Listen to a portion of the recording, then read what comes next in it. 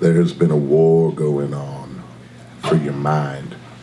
And to give you some sense of the battle lines, y'all still living your lives on the Roman calendar's time. From the days in your week to the months in your year, you still reenact Roman rhythms like they were written up here. You still count and divide all your sunrises by sevens, because that's how many the ancients with the naked eye could see up in the heavens. And you still pay heed to Rome's gods when you speak the names of every single one of the days of that 7 sunrise week. From the Sunday to the moon day, all the way to that of Saturn. Y'all still praising Roman gods and following the imperial pattern. Now, y'all Anglo-Saxons might like to poo-poo and be like, that's not quite what I do, but back when Rome first fucked you, they decided that their war god, Mars, was basically the same as your god, Q. So they said that you could keep him, along with a few others too, specifically the ones y'all call Freya, Woden, and Thor, as long as y'all good little Saxons never start asking what the pattern is for.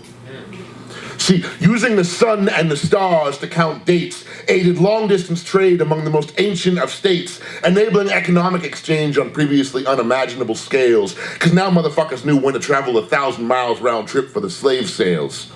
Now, sure, there are many reasons for peoples to keep track of time, like when does your village plant their crops, and when do they put out their fishing lines? And for almost all human cultures, using the moon and the seasons has worked out just fine.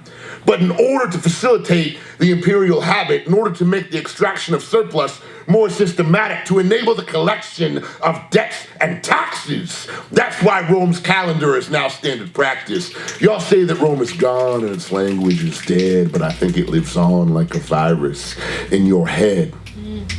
Rome used to use the rising of a new moon to announce the deadline for debts that were due, and look now how this continues to apply to you. How much of your life is still spent so that when the new moon rises, be it that of Julius or Augustus, you've got enough to make rent?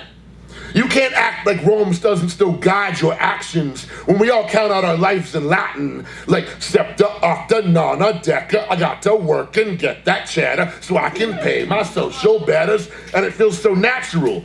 It's like the weather, because it's rooted deep in your mental architecture, so it's stamped there beyond conjecture, because this is the rhythm Rome wants you to dance.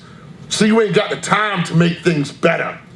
This is a rhythm to ensure that position is secure, and it's one where you pay up and stay poor.